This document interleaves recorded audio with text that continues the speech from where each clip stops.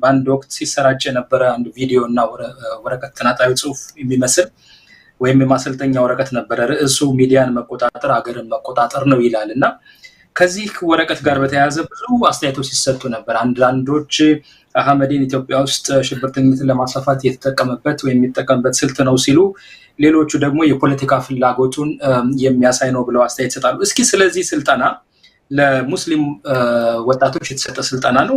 የስልጠናው ዓላማ ምንድን ነበረ? ይዘቱ እንደተባለው ነው ወይ? እንግዲህ አንዳንዶች በገለጹበት መንገድ የቀረበ ነው። ስልጠናው ያስፈለገበት ምክንያትስ ምንድን ነው? እሺ ጥሩ ጥያቄ አንስተሃል። ከስልጠና ጋር በተያያዘ እኔ ኦልሞስት ከ2008 እንደ አውሮፓ አቆጣጠር ጀምሮ ዓለም አቀፍ የተለያዩ ስልጠናዎችን ወስጃለሁ። በናይጄሪያ ሀገር በብሪቲሽ ካውንስል ስፖንሰር የተደረገ የኔክስት ጄኔሬሽን ያንግ ሊደርሺፕ የሚል ስልጠና ወስጃለሁ። ከዛም አልፎ በእንግሊዝ ሀገር ለንደን ላይ በሊደርሺፕ ኢንተራክሽን ላይ ወስጃለሁ። ከዛም አልፎ በቱርክ ኢስታንቡል ላይ ኢንተርናሽናል ሚዲያ ወስጃለሁ። ኦንላይን በርካታ አይነት ስልጠናዎችን ወስጃለሁ። በአዲስ አበባ ከተማ የአልጀዚራ የማሰልጠኛ ማዕከል ከኳታር በመምጣት በብሪቲሽ ካውንስል ስፖንሰርነት ለሙስሊም ጋዜጠኞች በኢትዮጵያ 2003 የተሰጠውን ስልጠና ወስጃለሁ። በርካታ ከዚህ ጋር የተያዙ በርካታ ነገሮች በግልም በተለያየ ኦፖርቹኒቲዎችም ወስጃለሁ። አንዳንዶቹን ከፍተኛ ገንዘብ በመክፈል በግል ወሰድኳቸው አሉ። በርካታ ሂደቶች አሉ፣ ሀገር ውስጥም ከሀገር ውጭም ማለት ነው። በዚህ ሂደት ውስጥ እነዚህን በመውሰድ አንድ ኢንተርናሽናል ሚዲያ ስልጠና የወሰድኩት አለ 2019 ነው። ይሄ ስልጠና ከፍተኛ ከ200 ምናምን ሀገር በላይ ሰዎች የተሳተፉበትና 60 ሰዎች ኦልሞስት 5-6 ዙር ኢንተርቪዎችና ፈተናዎችን በማለፍ የተወሰደበት ነው። የ6 ቀን ስልጠና ነው። የ6 ቀን ስልጠና $6000 ነው የሚከፈልበትና ሃይሊ በጣም ኢንስፓየር የሚያደርግ በጣም እስከዛሬ ከወሰድኩባቸው በጣም አፕሪሺየት ያደረኩትና ዴይሊ እኔ እንግዲህ ከኢትዮጵያ ነው የሄድኩት። ፌስቡክ ላይ የሚጽፈው ያንዳንዷን ጎልግለው ጽፈው አጥንተው አውጥተው ለኔ እኔን መስከለኛ ሃርድ ቶክ አይነት ጥያቄ ለመፍጠር የተዘጋጅተው ከዛም አልፎ ለምሳሌ በካምፔን ላይ በተያያዘ ከጀርመን ሀገር በዚህ ዘርፍ ታዋቂ የሆነች አንዲት ሴት መጣ ነው ስልጠና የሰጠችን። ከአይቲ ጋር በተያያዘ ማይክል የሚባል አሜሪካ መጥቶ ስልጠና ሰጥቷል። ቢቢሲ ውስጥ ለ30 ዓመት ቢቢሲን የፕሮግራም ክፍል ሆኖ የሰራ በተለይ ዘ ፕሮፊት የሚል የነብዩ መሐመድ ሰለላሁ ዐለይሂ ወሰለም ህይወት ታሪክ ላይ የተሰራ ፊልም አለ። የዛን ሁሉ አስተባባሪ ሚዲያ እንዴት ማኔጅ ይደረግ በርካታ ርዕሶችን ወስጃለሁና ይህን ስልጠና ይሄ ሁሉ ኮስት የተደረገበትን መቼ ነው ለኛ የምትሰጠን የሚል ጥያቄዎች ወንድሞች ጋር ነበሩ። እኔ ከወሰድኳቸው ስልጠናዎች አንፃር ጊዜ ስላልነበረኝ ቆዩን ብዬ ይሄን ርዕስ ላይ ቆም ብዬ ከራሴ ጋር ከአጠቃላይ ነገሮችን አየሁና ለስሞል ሰርክል ወንድሞች ኦንላይን ላይ አሁን በአክቲቪስትነት የምናውቃቸው ሙስሊም አክቲቪስቶች በሙስሊም ጉዳይ ላይ የሚጽፉ የምታውቃቸው ወደ 20 ምናምን ጣዋቸው በጣም ኢንስፓየርድ ሆነው ይሄ ነገርማ በደንብ ተደራጅተው በጽሁፍ ተጠናክሮ መሰጠት አለበት፣ እኛ ዝም ብለን በጭፍነው ነው የለፋን ያለነውና በተሻለ መልኩ ይሰራ የሚል አስተያየቶችና ውትወታዎች ሲበዛ ይህንን ነገር በቃ እኔ እስከዛሬ ካሉኝ ኖቶች ካሉኝ የተለያዩ ነገሮች እንደገና ላደረጅና የሚዲያ ዓለም ላይ እየተደረገ ያለውን ቁማር እየተደረገ ያለውን ጫዋታ አጠቃላይ ከስነ ልቦና ጦርነት እስከ ሚዲያን እንደ ፓወር ማስፈጸሚያ እንደ ኢንፍሉዌንስ ማሳደሪያ እንደ ሶፍት ፓወር ከዛም አልፎ ከፕሮፓጋንዳ እስከ ፍሬሚንግ ከዛም አልፎ ሚዲያን አይደንቲቲን ቢልድ ለማድረግ ሚዲያን ፓወርህን ከፍ ለማድረግ ሚዲያን በርካታ ርዕሶች ላይ ያሉኝና የወሰድኳቸው የማውቃቸው ያነበብኳቸው ነገሮች በማየት የተወሰኑ ሂደቶችን በማያያዝ አክቲቪስትነት ላይ መሳተፍ የምትፈልጉ ከሆነ ዝም ብሎ በጭፍኑ ፌስቡክ ላይ መጻፍ አይደለም አክቲቪዝም። እነዚህ ነገሮች መረዳት አለባችሁ። ምክንያቱም ዓለም እየሄደበት ያለው ከምን አንፃር ነው? የዛሬ 2500 ዓመት ሰንዙ የሚባል የቻይና ጦር ጀነራል አለና አርትስ ኦፍ ዋር የሚል መጽሐፍ የሚታወቅ አለ የጦርነት ጥበብ። እሱ ላይ የሚያነሳው አንድ ኮንሴፕት አለ።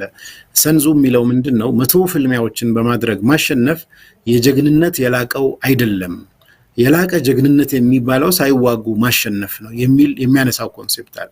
ሳይዋጉ ማሸነፍ ለማሸነፍ ውጊያ ስትከፍት ወይንም ፍልሚያ ስታረግ ፊዚካሊ ማለት ነው ቫዮለንስ ያለበት ጦርነትን በለው መደበኛ ማንኛውም አይነት አካል የተያዘ ጋር ስትገባ ብታሸንፍ እንኳን ብዙ ኮስት አለው። የጊዜ ኮስት፣ የህይወት ኮስት፣ የአካል ኮስት በርካታ ነገሮች ትከፍላል።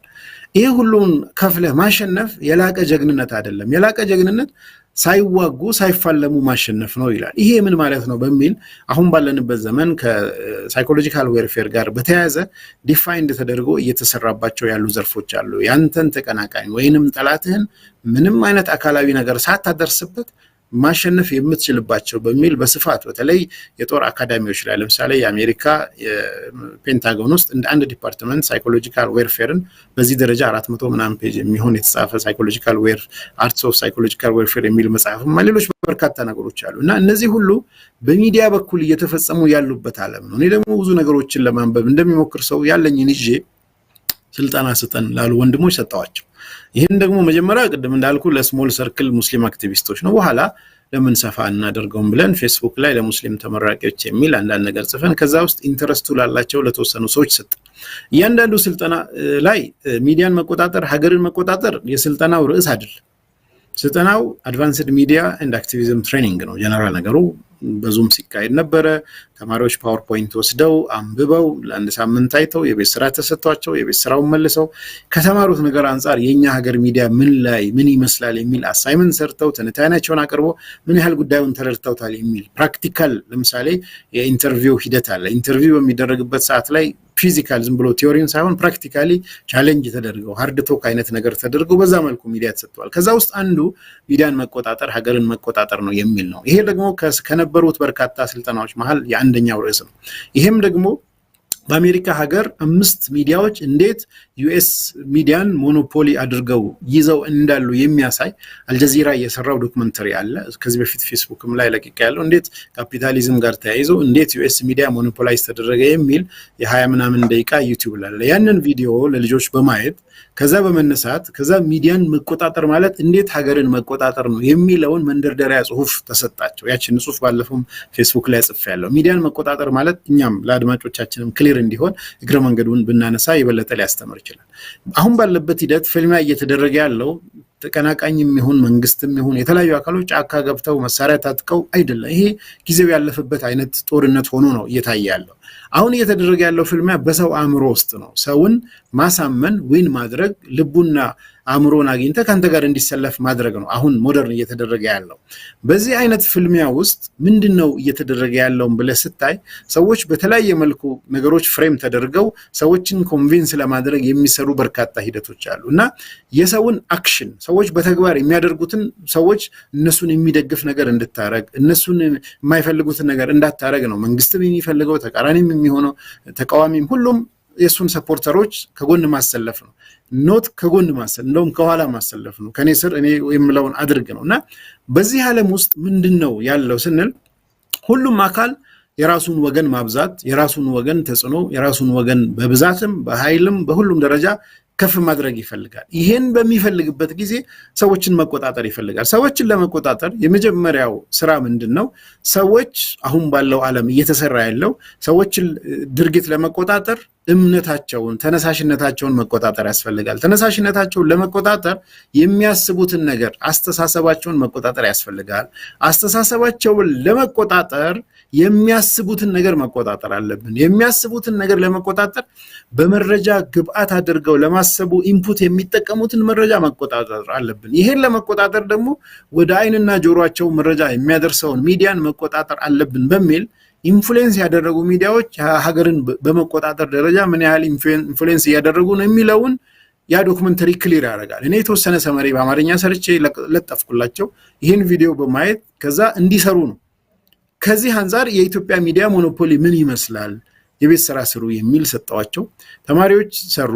እንደ ጽሁፉ ላይ እንዳየውም ለአህመድ ዲን ጀበል ነው የሚለው ለአህመድ ዲን ጀበል እንጂ ከአህመድ ዲን ጀበል አይደለም። የተለቀቁ ጽሁፎች በጠቅላላ ተማሪዎች የጻፏቸው ናቸው። የተለያዩ ሚዲያዎችን በራሳቸው አይን ገምግመው ምላሽ የሰጡት ነው። ይሄ ግምገማ የነሱ ግምገማ ነው። ክፍተትም ጥንካሬም ድክመትም የተሳሳተም ሊኖር ይችላል። የእያንዳንዱ እይታ በዚህ አንፃር እንዲያዩ ሲደረግ ያ ተማሪዎቹ ጽፈው ወደኔ የላኩት ነው። እኔ ተወሰነውን አንብቤ ያለው ሁሉንም አንብብ የምችልበት አይደለም በዛ ስላለ ጉዳዩ ማለት ነው። ግን በጥቅሉ ከተማሪ ወደኔ የመጣ ነው። ያ ማለት ተማሪዎች እጅ ኮፒው አለ ማለት ነው። የጻፉ ሰዎች ስም ዝርዝራቸው ተጠቅሶ ላይ ወጥቶ ያለ ነውና something ሚስጥራዊ አይደለም። ሚስጥራዊ ነገር ቢሆንማ ስማቸውን ጠቅሰው እገሌ ለአህመድ ዲን ጀበል ብለው ማይጽፉም ነበር። ይሄን ያገኙ ሰዎች ሌላ መልኩ ወሰዱና አንዳንዶቹ ከሽብር አንዳንዶቹ ከሌላ ዓላማ አንፃር ፈለጉና በዚህ ጉዳዩ ይሄ ነው። ስልጠናዎቹ ሚዲያን መቆጣጠር አንድ ታይትል ነው። ሚዲያ ላይ ለምሳሌ ክሊር ላድርገው ሚዲያ እና የሚዲያ ፍሬሚንግ ጋር የተያዘ ታይትል አለ። አህመዲን እዚሁ ስልጠና ማንዋል ላይ አይቼዋለሁኝ። እኔም ቀደም ብለህ አንተም የጠቀስከው ነገር አለ። በተለይ የሰንቱዙን የቻይናውን ፈላስፋ እንትን ይዘህ የጠቀስከው ጠላትንና ጠላት እንዴት ከማጥቃቱ በፊት እንዴት መከላከል ይቻላል በማለት የገለጽከው ላይ በዛም ጽሁፍ ላይ አንድ ነገር አለ። ኢትዮጵያ ውስጥ የሙስሊም ጠላት ተደርጎ ፍሬም የተደረገ አካል አለ በጽሁፍ ላይ። ይሄውም ኦርቶዶክስ እና አማራ ይላል። ኦሮ አማ የሚል ነገር ተመልክቻለሁ። ይሄ በአንድ ሀገር ውስጥ ኦርቶዶክስ ሃይማኖት ተከታዩን እና አማራውን የሙስሊም ጠላት አድርጎ የማሳየት ነገር በዛ ጽሁፍ ላይ ይንጸባረቃል የሚል ስጋት አለና ይሄ እንዴት ታየዋለህ? በተለይ እንደሚታወቀው ሙስሊም ሆነው የሌላ ብሔር ተወላጆች አሉ፣ ወይም የአማራ ተወላጆችም ሆነው ሙስሊም ያልሆኑም ሙስሊም የሆኑም አሉና እንዲህ አይነቱ ፍረጃ ትክክል ነው ወይ? ኢትዮጵያ ውስጥ ክፍፍልን የሚያሰፋ አይደለም ወይ? ይሄን ለማረምስ ሙከራ አድርገሃል ወይ? ኤግዛክትሊ እኔ ሳነበው እንደዛ አይነት ስሜት ፈጥሮብኛል። ኢትዮጵያውያንን በቃ ኦርቶዶክሱን ከአማራው ጋር አብሮ አያይዞ ሙስሊሙ ከማን ጋር እንደተያያዘ ግን አይታወቅም። እንዲህ አይነት ትንሽ ፍርሃት የሚያሳድር ነገር አለው። እንደው ምናልባት በዚህ ላይ ምን አስተያየት አለ? እሺ ጥሩ ጥያቄው ጥሩ ነው። በመጀመሪያ ደረጃ ቅድም እንዳልኩ ጽሁፎቹ ይሄን አይደሉም። ሁለተኛ ደረጃ ያንን ጽሁፍ የጻፉ ሰዎች አሁንም ሶሻል ሚዲያ ላይ ያሉ ጽሁፎች ሁሉም እነዚህን ጽሁፎች ሄደው ማን እንደጻፈ ተጠቅሶባቸው ሰዎች ተጽዕኖ ፈጣሪ ለማስተካከል ልመጣለህ ነው። ጥሩ እነዚህ ነጥቦች ሲነሳ እኔ ለምሳሌ አይደንቲቲ ጋራ ሚዲያን እንደ አይደንቲቲ ቢውልድ ማድረጊያ መሳሪያ በሚል አንድ ስልጠና ርዕሳለን ከነዚህ ውስጥ ማለት እዛ ላይ በሙስሊምነትም በኦሮሞነትም በአማራነትም በክርስቲያንነትም በርካታ አይነት አይደንቲቲዎች ሞርዛን 30-40 አይደንቲቲዎች ሁላችንም በአንድም ይሁን በሌላ አቅጣጫ የተሳሰርን ሰዎች ነን። የሆነን አስተሳሰብ የኦሮሞች ነው፣ የሆነን አስተሳሰብ የአማራዎች ነው፣ የሆነን አስተሳሰብ የነገሌ ነው ብሎ መፈረጅ አይቻልም።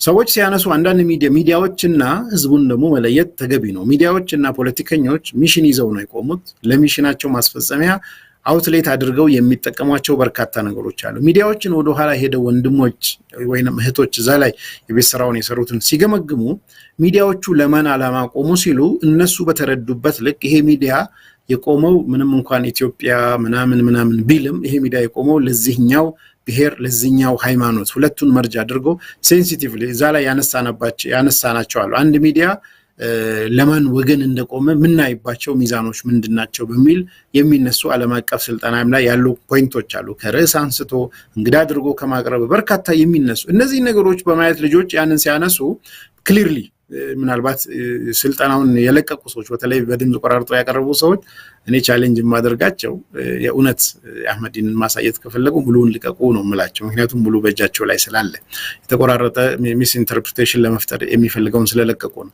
እንደ አንድ አጠቃላይ ኦርቶ አማራ ብለን ስንስት በጣም ጀነራልና ኦርቶዶክስና አማራን ብለ ስትል በሚሊዮን ስለሚቆጠሩ ሰዎች ነው ያወራ ያለው። ኤኒ ፕሮብሌም ኤኒቲንግ ግን በዚህ ደረጃ ለሁሉም መፈረጅ ተገቢ አይደለም።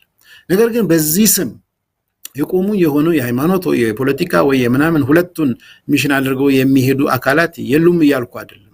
ሊኖሩም ላይኖሩም ይችላሉ። ፕራክቲካሊ የምናያቸው በርካታ ከዚህ ደጋፊም ተቃራኒም ነገሮች አሉ። እንደ አጠቃላይ ግን ሰዎች በኢትዮጵያውያን መካከል መሰል ልዩነቶች እንዲፈጠሩ ኢንቴንሽኑም የለውም። ይሄን የማሳየት ምንም አይነት ወደዚህ ኢቭን ሚዲያዎች እንትኖች እኮ አክሽን የላቸውም። የሚዲያ ስልጣናዎችን ሙሉ ካየ ወደ አክሽን የሚወስድ የለም። ኢትዮጵያ ውስጥም ይሁን የዓለም ሚዲያ እንዴት እየተሰራ ነው የሚለውን ሳያውቁ አክቲቪዝም የሚባል ነገር የለም። በጭፍኑ የእውር ድንብር ነው የሚሆነው። ይሄንን ተረድታችሁ በዚህ መልኩ ሂዱ። ከዛ ለምሳሌ አንዳንዶቹ ላይ ልጆች ከጻፉ በኋላ ፕሬዘንት አድርጉ ተብሏል። ፕሬዘንት ሲያደርጉ ይሄን አንስተዋል። ከዛ እርስ በርስ ዲቤትም ነበር። ምንድነው ማስረጃ ልክ ነው ወይ ይሄ ነገር እንደዚህ ያንን ቪዲዮ ስላላመጡ ነው እነዚህ ወንድሞች ጽሁፎችን ጽፈው የተወሰኑትን እኔ ማየት ሳልችል ዲስከስም ሳናደርግ ያለፉ አሉ። ይሄ የአንድ ታይትል ነው። የአንድ ታይትል ይሄ ሁሉ ፔጅ ከቀረበ የእያንዳንዱ የስልጠና ርዕስን ከወሰድ ሞርዛን 1000-2000 ፔጅ ነው የሚሆነው ሰው የሚጽፈው ማለት ነው። የቲም ነው የታየው ልክ ሊሆን ላይሆን ይችላል። መጨረሻ ላይ አንዳንድ ስልጠናዎች ላይ 5 ደቂቃ ፕሬዘንት አድርግ ይባላል። ፕሬዘንቴሽኑ ላይ ሌላ ቡድን ይተቻል። እንዲህ እየተባለ ባላንስ ለማድረግ የተሞከረባቸው ሂደቶች አሉ። እንደዚያም ሆኖ ክሊርሊ እንደ ኢትዮጵያዊ ሂደት ያው ሚዲያ የትግል ሜዳ ከመሆኑ አንፃር ኃይልን የማስፈጸሚያ ከመሆኑ አንፃር ይሄንን ተረድታችሁ ዳይናሚክሱን የኢትዮጵያን ፖለቲካ ባላንስ ያሳጣ ችግር እየፈጠረ ያለው የሶሻል ሚዲያ እና የኤሌክትሮኒክስ ሚዲያ በአጠቃላይ ሂደትን ሳትረዱ ሚዲያዎቹ ለማንና እንዴት ቆሙ የሚለውን ሳትጠይቅና ሳታውቅ በጭፍኑ ሄደ የትግል ሜዳ ከሚዲያ አንፃር ያለውን ሳይረዱ መሄድ ያንተን ጥያቄ ለማስመለስ ያንተን አጀንዳ አድርጎ ለማቅረብ ስለማይመች ፍሬሙን በደንብ ለማየት የቀረበ ነው እንጂ ምንም የተለየ ነገር ያለው አይደለም። አብዛኛዎቹ ለጽሁፉ የተሰጡ ፍሬሞች ናቸው። ልክ ነው። ልጆች የጻፏቸው አንዳንድ ነገሮች ስህተቶች አሉ። እነዚህም ለምሳሌ ፕሬዘንት አድርጉ ብለን ክሪቲሳይዝ ያደረግናቸዋል። ከምን አንፃር ምን ማስረጃ እነገሌ የሚባለው ሚዲያ እኔ አሁን ስም መጥራት ስለሌለብኝ ነው እነገሌ የሚባለው ለዚህ ዓላማ ነው የቆመው ብለው ሲሉ ማስረጃ ምንድነው?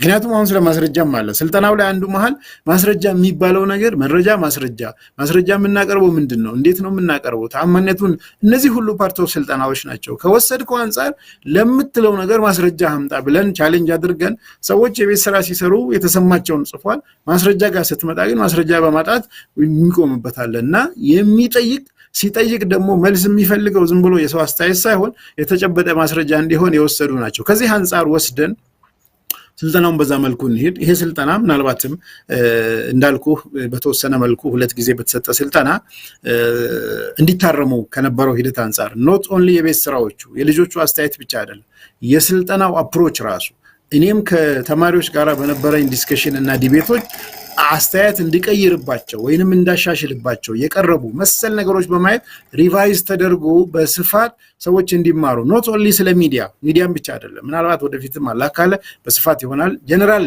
ኦፕሽኑ ምንድነው?